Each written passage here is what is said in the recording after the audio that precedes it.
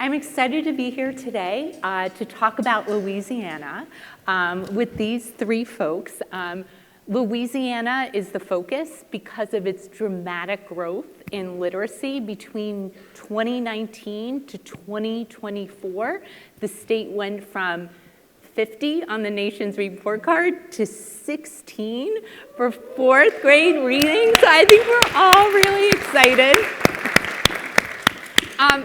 And you know what? They didn't do it with just tutoring, okay? They have a very comprehensive literacy plan that includes all the things we know need to be there: the accountability measures, the professional development, the explicit curriculum and instruction, and yes, high dosage tutoring is a component, and that's what our hope today is, to really talk about how this state uses tutoring to address its literacy goals, how they're making it work on the ground, and then how they're evaluating it to make sure it's working as intended and to make sure that the scaling persists and is sustainable. So we're excited. We have our panelists. So in a few moments, we'll hear from the Louisiana State Department of Education, but we also have Jodi Lemoine. So Jodi, where are you from? Hi, I am from West Feliciana Parish Schools. We are a small rural school system just about 30 miles north of Baton Rouge. Great. And then we have Dr. Shavonne Garner-Price. Good morning. I am from Jefferson Parish. We are the largest, most diverse district in the state of Louisiana. We have 74 schools and 45,000 students. Great. And then we have Dr. Nathan Storey. Hi, I'm Nathan Storey. I'm a researcher with Johns Hopkins University in our Center for Research on Reform and Education. Great. So we're going to kick it off. This is about the state, so we're going to start with state remarks, and we will hear from Holly Manson, the tutoring lead specialist at the Louisiana Department of Education. Hi, I'm Holly Manson. I have been with the Louisiana tutoring team since its start, participating in the very first tutoring conversations. Louisiana is home to a diverse public education system, serving more than 660,000 students across approximately 1,330 schools. These schools span across a wide range of communities, from the urban centers of New Orleans and Baton Rouge to suburban neighborhoods and deeply rooted rural areas across the state. From expansive wetlands to winding bayous and coastal marshes, the state's geography plays a significant role in shaping daily life, local economies, and even access to education. Understanding Louisiana means recognizing both the diversity of its students and distinctive environment that surrounds them. For many years, Louisiana student performance showed a significant number of students were not reading on grade level by the end of third grade. As a result, Louisiana has made literacy a central focus by investing in a universal literacy screener aligned with the science of reading, high-quality curriculum, consistent progress monitoring, strong policy foundations, and high-dosage tutoring. Together, all of these pieces to the puzzle have led to exciting literacy gains in Louisiana. Some examples are rising to 16th in the nation for the fourth grade reading on the nation's report card after being ranked 50th in 2019. Louisiana ranked number 1 in the nation for reading on the Education Recovery Scorecard.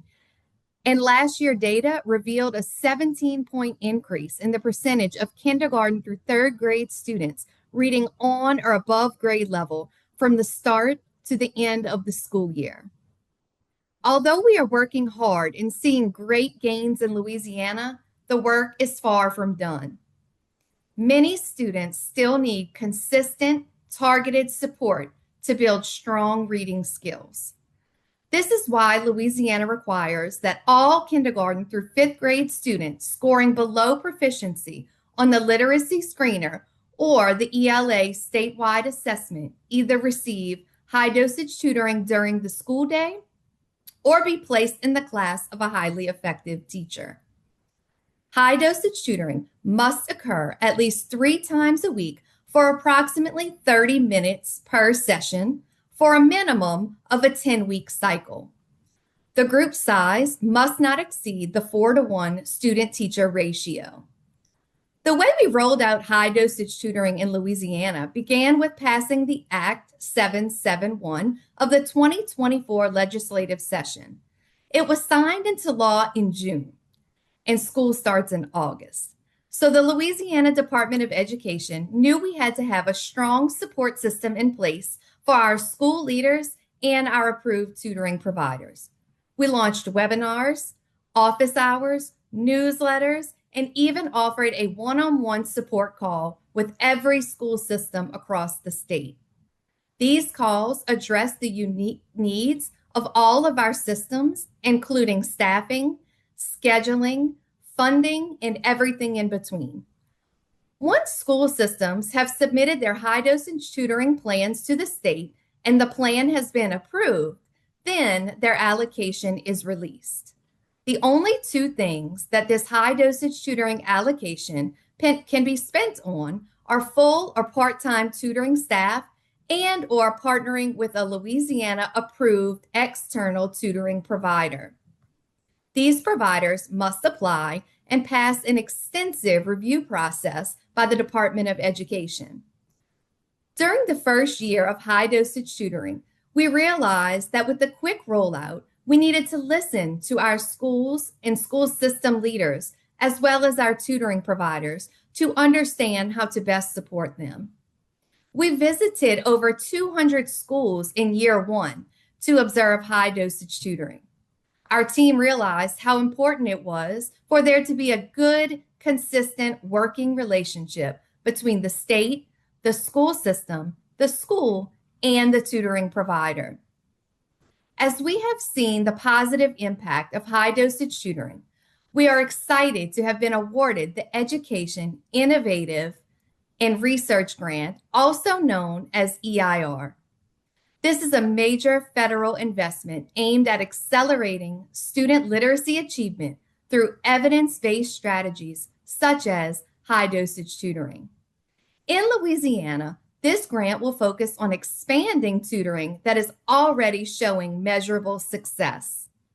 The Louisiana Department of Education will serve as the lead agency and central coordinator. Air Reading will serve as the core implementation partner, providing high dosage tutoring and tutor training. Our research evaluation partner for the EIR grant will be Johns Hopkins University.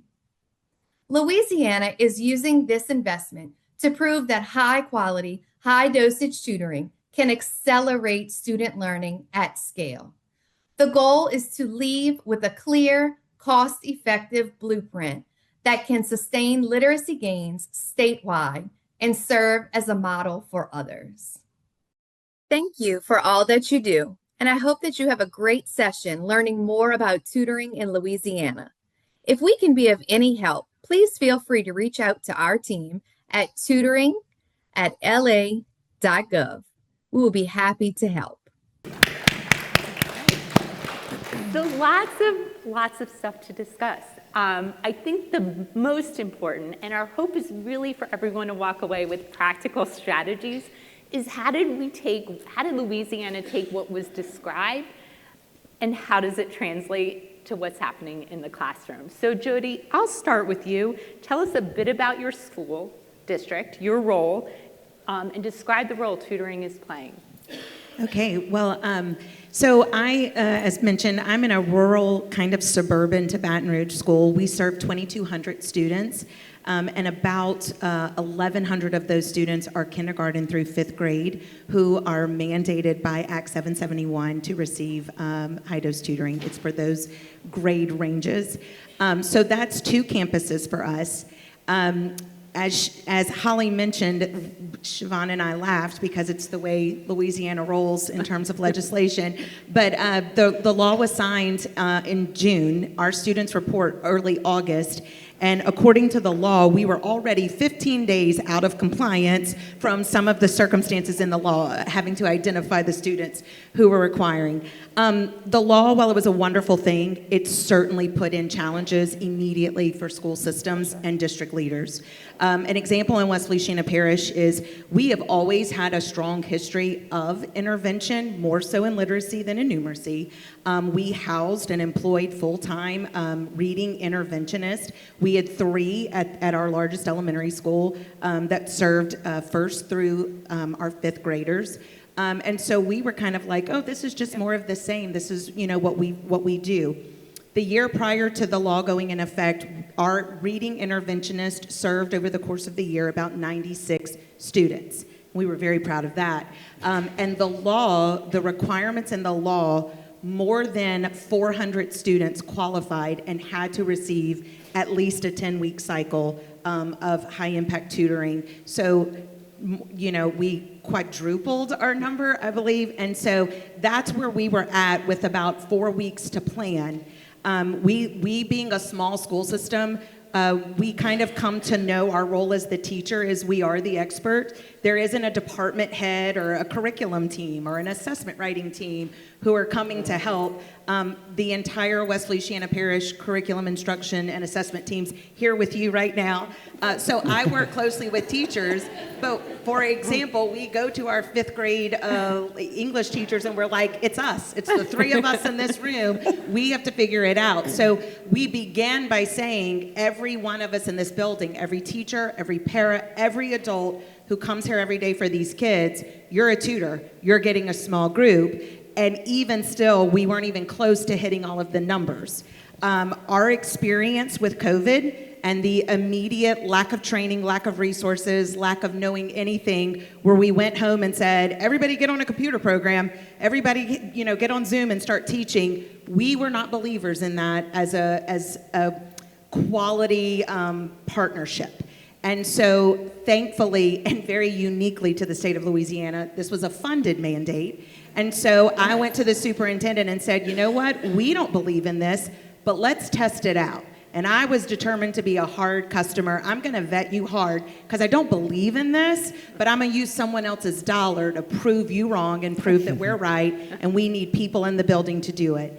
And so luckily through that vendor process that we had about 48 hours to do, we selected Air Reading. And we were the first in Louisiana to go with Air Reading. We're small. We weren't a huge account or a large number, but they were overwhelming in their support and their guidance, and even in the impact they had on our Tier 1 ELA approach to teaching phonics and the work that we did. So currently we're roughly around that 400 numbers. We just finished year 2 of mandated. We provide literacy and numeracy high-dose tutoring in small groups, both in person with teachers, but also with online live providers. And because of the success that we have seen, we ended the 24-25 school year with 79% of our kinder through 3rd graders reading on or above level using the Dibble screener. That was first in the state.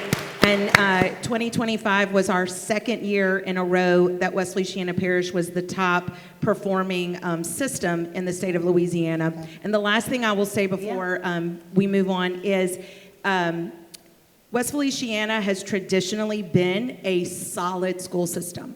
We have floated around the top 10. There's lots to pat our backs on.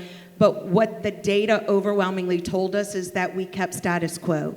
If you were a student who came to us and was able to learn and get it, you were always going to be successful. But we weren't growing kids. So if you were a struggler, bad news, you're probably going to struggle with us throughout your entire time with us. We weren't moving the needle. And it wasn't until high-dose tutoring that we saw that in 1 year, that percentage of students on or above grade level grew 12% from spring to spring, that end of year number, and we were just always hovering there at 65%, 64%. Good, but nowhere good enough. And so this was the first thing that sort of pushed us to really growing kids, not just maintaining status quo. Yeah. Shavonne, let's hear from you, because your school system is a different context. Our school system is very large. And just like Jodi said, there were some challenges initially when the mandate happened. I paced the floor multiple days trying to figure out how do I insert this into our very large system. Of course, we had more students than funding. How do you leave some students behind and not touch all students? And that is something that really troubled me because I believe in impacting all of our students. And so I was trying to figure out very strategically, what do I do? As Jodi said, I am the Executive Director of Teaching and Learning, which encompasses new teachers, curriculum, professional learning, all those things, right? And I had built a foundation of core. We want core to be the priority.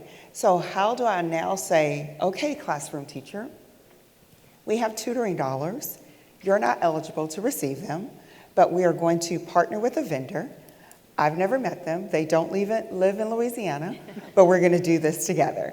And so just making sure that teachers understood that this was a value add to the work that they were already doing to ensure that core stayed at the center and the focus of the learning, and then to use the qualifications or the criteria set by LDOE to identify students. So once we identified those students, again, I had to look at, okay, now what do I do? Because we have funding, but we have this very large number of students.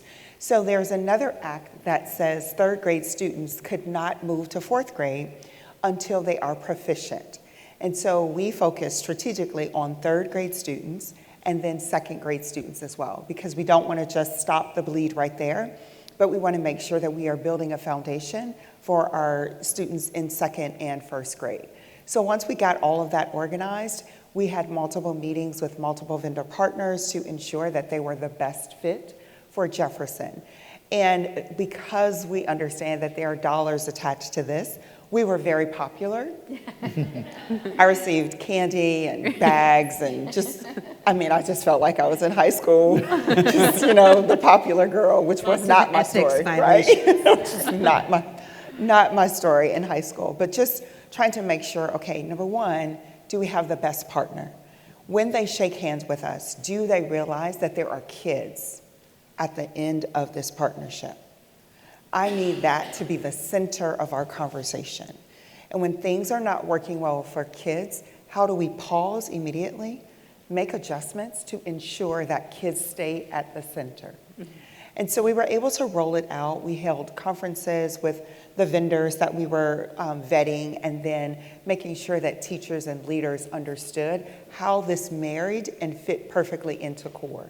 We already had the additional minutes in our ELA and math classrooms, so that was the expectation. I thought it would work perfectly, right?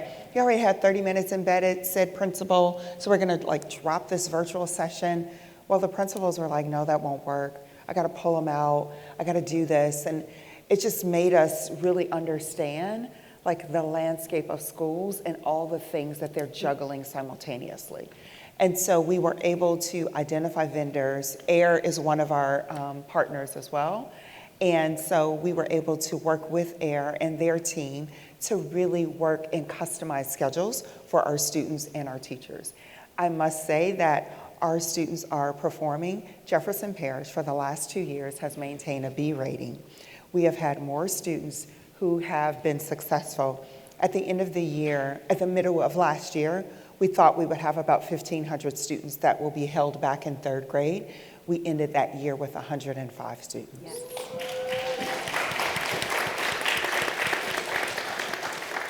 And I think what I'm hearing here too is you both worked with an established program, and this program had a track record. And I think that's, Nathan, if you could talk a little bit about that.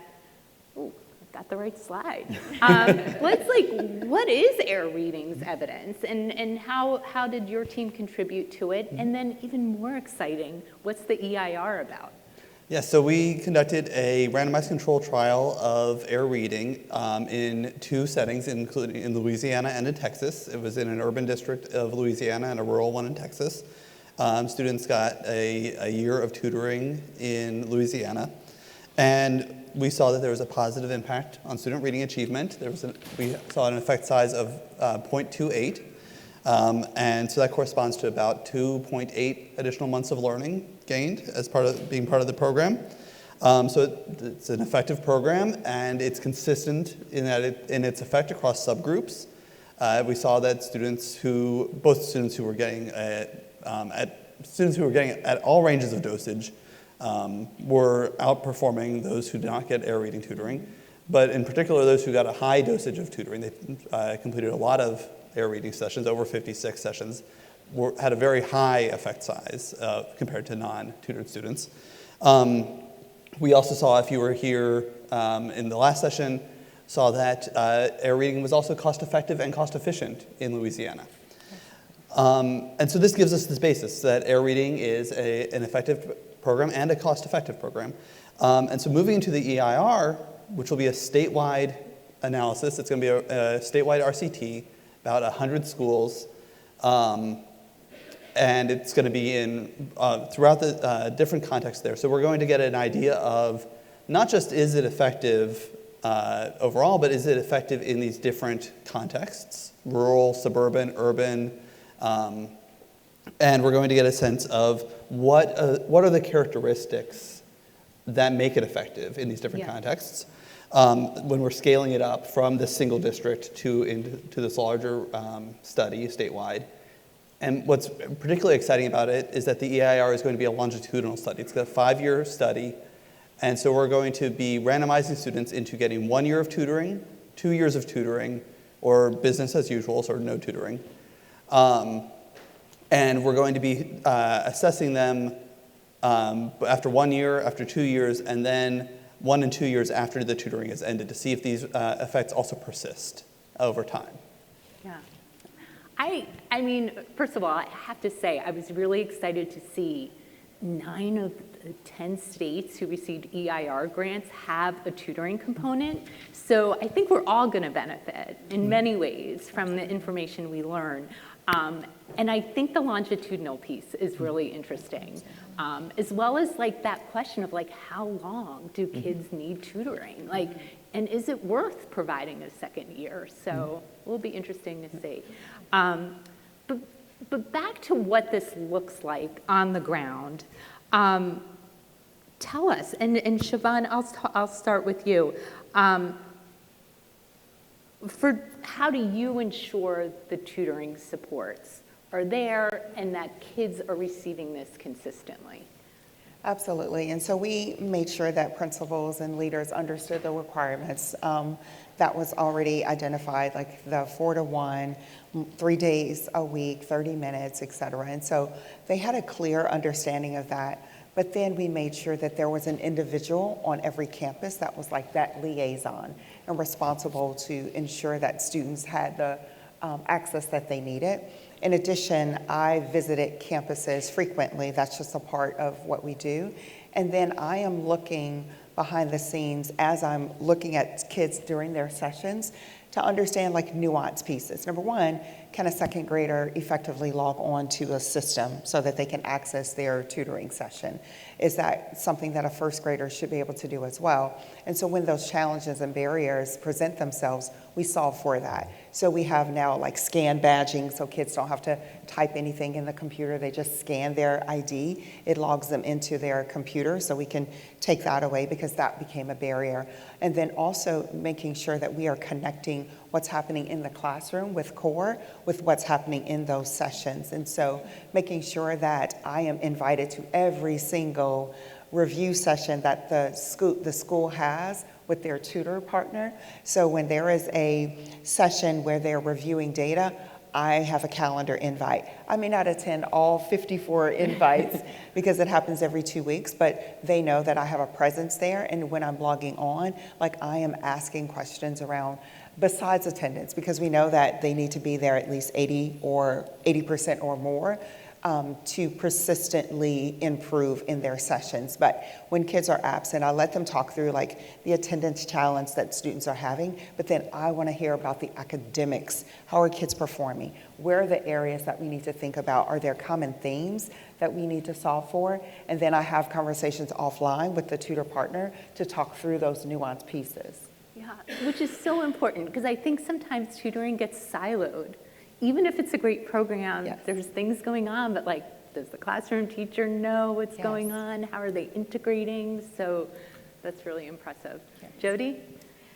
So I will first say, forgive my informal way of putting this, but the state did us a solid by passing a law.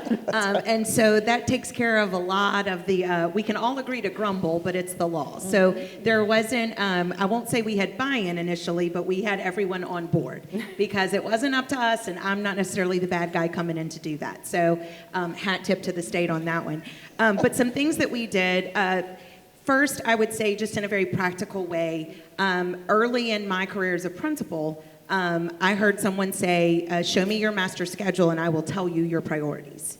And it was something that I wrote down and lives with me even in my role serving many campuses today.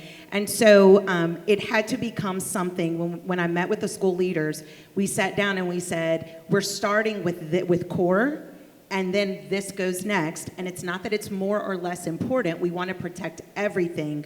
But if this is our priority, our schedule has to say that. So we built a schedule that allowed for the entire grade level, so kinder through fifth, the entire grade level would have its high-impact tutoring time at the same window. That's anywhere from 60 minutes for the lower grades, because they'll serve multiple groups, up to 30 minutes as we get up to fourth and fifth grade. But what that allowed us to do by having times that did not overlap is my 3 interventionists, which is now up to 5, every para, special ed, I did 1 cycle because we were that desperate for people. Any adult we can have, we increase the number of that teacher, that one-on-one small group. So we built a schedule that allowed for that. And then second, I would say is, and I say this respectfully, we all hear about the proverbial teacher plate, right? And we keep adding to it without taking off. And I believe that's a very real thing.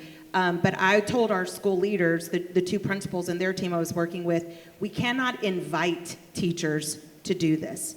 We must do this. If it's the right work for kids, then this isn't an invitation. And so we can't remind them in a memo or in an email, don't forget your 30 minutes HTT, don't forget it has to be priority, and you have to be visible as the leaders in doing that. And then the third thing that we did is we sort of realized, as I mentioned earlier, we always believed in intervention and knew that it was important and knew that it was critical, but through this process, what we learned about our own system is that we were giving a mini reading lesson, and we had lost the main tenets of good intervention and high-impact tutoring in being prescriptive and targeted. And really, the reading interventionists, the people who were most skilled in doing this work, fought us the most on this. And sadly, the reason why, because that's not going to go well on my teacher evaluation rubric. That's right. And so we had to address those kind of very real life things. The rubric wants a bell ringer and a warm up and a closure in student jobs. And I'm going, get in here and target that skill and get after it. And so we had to change both leadership, understanding, and our approach in those rooms, but we also had to get our teachers on board that, as you said, Shavonne, at the end of the day, this is about a student. Did they grow or not?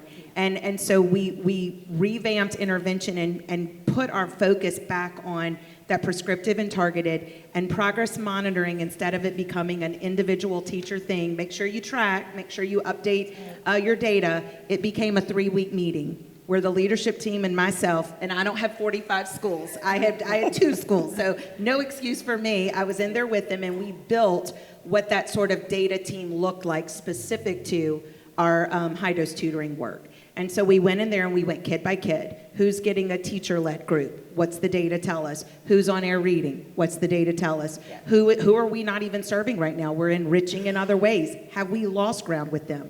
But we went kid by kid and we looked at every group, and it became a conversation and not just data tables or a chart that we opened. It wasn't a spreadsheet we kept. So how often was that conversation? It was every 3 weeks. We did, so progress monitoring would happen every 2 weeks or 3 weeks, depending on how high need you were. Yeah. Our higher need students would see an interventionist 5 times a week for their 30 to 45 minute session. Our tier 2 students who maybe weren't as much in need would see a small group or an air reading tutor 3 times a week. so that the teachers still had those other two days to do the work they needed to do. Can I ask, like, what progress monitoring tools did you find useful? So some of this work in kinder through third grade, a lot of this was easy. Our state partnered with Dibbles to be the screener for the universal, the numeracy screener that's now state mandated that we all have to do. They provide some progress monitoring tools. Yeah. So that way it was very easy. When you start moving up to, and this has been my new call for as district leaders, what we need, when you hit fourth graders, and fourth and fifth graders are required to receive the high impact tutoring per our law. And we know what's coming. Right. We can read the tea leaves. It won't be long before we're talking about 6th through 8th as well. But once you reach those more sophisticated standards, we don't have good partnerships with people who can take the more sophisticated language around a 5th grade ELA standard and give me that mini lesson progress monitor, 10-week, here's 30 lessons or a sequence of lessons to target main idea or theme. When I know that our controlled vowels is the issue, I know exactly how to target that, and I can get after that. As the students and the standards become more sophisticated, this work is becoming harder for us. It is now more of a lift on district, school, and teachers, where we're creating a lot of things and we don't have the research backing. So progress monitoring, 4th grade and up, I would say is spotty. It's a lot of teacher-made, maybe some curriculum-embedded materials, assessments we can pull out. But in K-3, we were able to partner with the same screener that was doing the screeners required by the state. That's great. Shavonne, tell us what we're having these conversations about kids and we're partnering for them, but what is their experience looking like in your district when they're getting tutored? When you asked that, I remembered this video that was sent to me. A student had participated in their air reading sessions last school year during our very first try with tutoring. And at the end of their tutoring time, they went to the principal because they were upset. They did not have air reading anymore. And crying in tears, like, I want my tutor back. But it built confidence in our kids. We saw a significant growth in kids. Now, what we do recognize is students who are well below, according to their universal Dibble screener, it takes them more opportunities to become at grade level or to score at grade level. But we did see a significant growth in all of our students. All of our students showed growth. So they may not have hit the mark of being on grade level, but they did show growth. Students were reading more in class. Teachers expressed the differences that they saw in students, meaning they would volunteer to read, they felt confident. They told teachers, it's air reading time. Like, it's time for my tutoring session. Because sometimes teachers just inadvertently just kind of teach past that acceleration moment in their lesson. And so just overall, just seeing the impact that it made on our students. I'm also responsible for the summer program, right? When students are not successful during the school year and we have to bring them into a summer school space that provides that intensive focus on reading, we saw a reduction in the number of students attending there.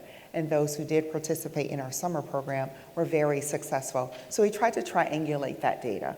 We tried to say, number one, did you participate in any tutoring through high dosage tutoring during the school year? If so, what was the frequency? What was your attendance rate, et cetera? And now you're here at summer school, and what is the impact of this program? And so we just try to put all those pieces together because we know, as Jodi said, this will continue, but making sure that we're really moving in the direction that the data is saying is very important to me.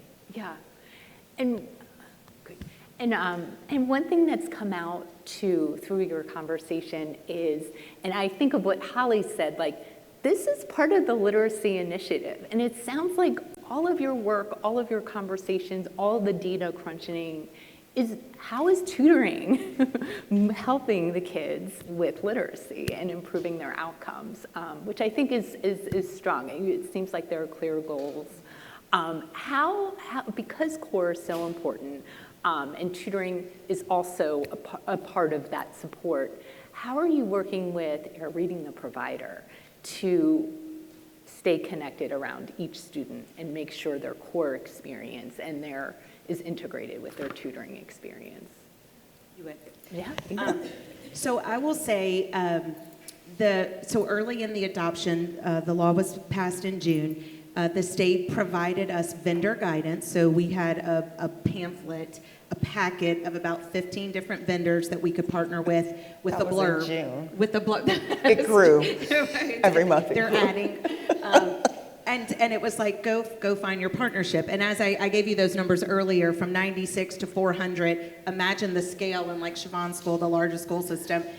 We knew that we could not do this work without partnering. And so we started looking for people, and just some interesting things I found in that process with working with vendors is a lot of them would not tell me how they were going to teach children to read. They showed me the way they were going to deliver our data.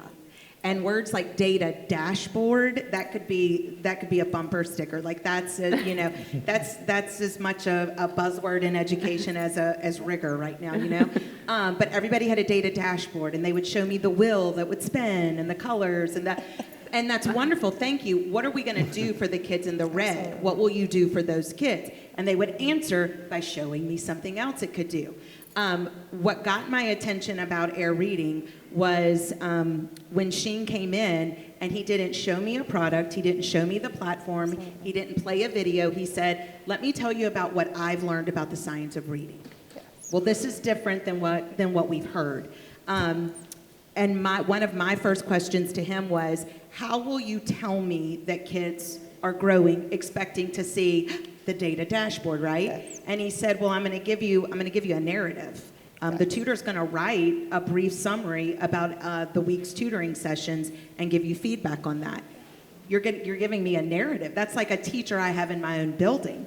And so my interaction with air reading has been amazing, and it has pushed us as teachers in the building, because when and we give the narratives, we log them in our MTSS records, but then we also give them to that student's core teacher and say, this is what the tutor is seeing and noticing.